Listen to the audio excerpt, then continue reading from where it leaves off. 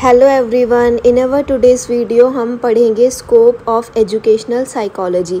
हमने ऑलरेडी इसका मीनिंग कर लिया है, डेफिनेशंस कर ली हैं and we have also studied the nature of educational psychology. और आज की वीडियो में हम देखेंगे कि एजुकेशनल साइकोलॉजी का स्कोप क्या है। So the very first scope is understanding the learner. जो हमारी एजुकेशनल साइकोलॉजी होती है उसकी अगर नॉलेज होगी टीचर को तो वो अंडरस्टैंड कर पाएंगे लर्नर को अच्छी तरह से। Educational psychology studies the behaviour of learner. हम किसी भी एजुकेशनल सिचुएशन में लर्नर के बिहेवियर को समझते हैं। लर्निंग सिचुएशंस में या फिर एजुकेशनल सेटिंग्स में लर्नर के बिहेवियर को जाना जाता है एजुकेशनल साइकोलॉजी में।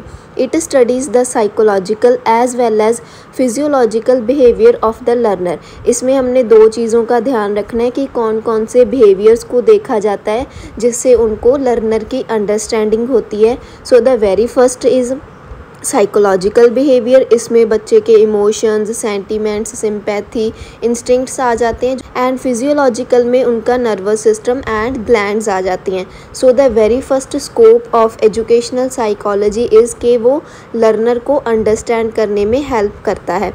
Then second is problem of individual differences. Problem of individual differences का क्या मतलब है कि जो हमारी एजुकेशनल साइकोलॉजी है वो इंडिविजुअल डिफरेंसेस को स्टडी करती है और उस तरह के वेज प्रोवाइड करती है एजुकेशन के कि वो हर टाइप के स्टूडेंट को सूट बैठ सके। जो हमारी साइकोलॉजी की नॉलेज है वो बहुत ही इम्पॉर्टेंट है टीचर के लिए, क्योंकि वो उन्हें बताती है कि इंडिविजुअल में डिफरेंसेस होते हैं। कोई भी इंडिविजुअल्स सेम नहीं होते कि हम उनको एक ही मेथड से सारी क्लास को हम पढ़ाएंगे। हमें इंडिविजुअल डिफरेंसेस को समझना होता है और फिर उसके हिसाब से we can change our strategies. हमारे जो टीचिंग मेथड्स होते हैं वो सारी चीज़ें हम उनके अकॉर्डिंग, स्टूडेंट की नीड्स के अकॉर्डिंग चेंज करते हैं। तो इस पॉइंट में यही लिखा है और उन्हें वेज प्रोवाइड किए जाते हैं सभी तरह के चिल्ड्रन को। No two individuals are alike, they are different in terms of. कौन कौन सी टर्म्स में वो डिफरेंट होते हैं, जैसे उनकी कैपेसिटीज़ होगी, कैपेबिलिटीज़ होगी, पोटेंशियलिटीज़ होगी और इंटेलिजेंस, वो सारी चीज़ें, इन सारी चीज़ों में वो स्टूडेंट्स डिफरेंट होते हैं। कोई भी स्टूडेंट बिल्कुल सेम नहीं होता। किसी न किसी टर्म में हम बोल सकते हैं कि ये स्टूडेंट इसके जैसा है, but there is existence of individual differences. Then the third point is developmental stages. Educational psychology studies the nature of growth and development. हमने लास्ट वीडियोस में ग्रोथ एंड डेवलपमेंट के कंसेप्ट को भी अच्छे से पढ़ा है कि हमें उनकी स्टेजेस का पता होना चाहिए। फिर उसके अकॉर्डिंग ही, उसके बाद ही टीचर है जो वो अपना लेसन प्लान मतलब रेडी करता है उसके अकॉर्डिंग कि बच्चे के मैच्योरिटी लेवल कितना है और उसके अकॉर्डिंग उनको क्या चीज़ें पढ़ानी चाहिए, कौन कौन सी नॉलेज, प्रायर नॉलेज होनी चाहिए जो उन्हें पता होनी चाहिए और हमने असेस करनी है। So these things come under the scope of educational psychology. Developmental stages में हमें क्या लिखा है कि उन टीचर्स को जनरल कैरेक्टरिस्टिक्स का पता होता है बच्चे की, फिजिकल, मेंटल, इमोशनल और सोशल का।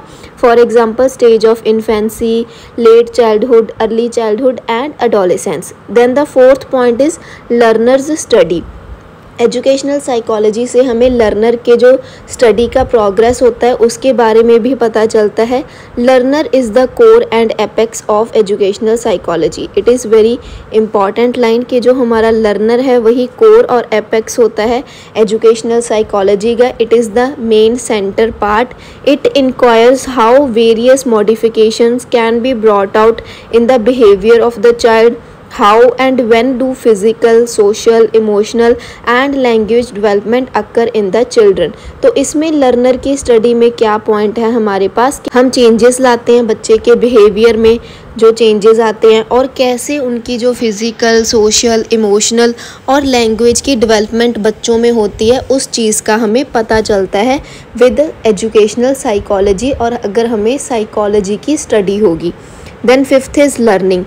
Educational psychology also studies the nature and process of learning. जो हमारी educational psychology है वो nature और process को भी समझती है, learning के laws, methods of learning as well as factors of learning. तो educational psychology में हमें क्या पता चलता है कि learning का process कैसा होगा, उसके कौन कौन से laws हैं और ऐसे कौन से factors हैं जो हमारी learning को affect करते हैं, जैसे कि इंटरेस्ट हो गया, अटेंशन, मोटिवेशन, मेमोरी, ये सारी जो चीज़ें हैं ये बहुत ही इम्पॉर्टेंट रोल प्ले करती है लर्निंग में. Hence all these topics are included in the scope of educational psychology. तो ये जो सारे पॉइंट्स हैं ये एजुकेशनल साइकोलॉजी के स्कोप में आ जाते हैं. एजुकेशनल साइकोलॉजी का स्कोप का क्या मतलब है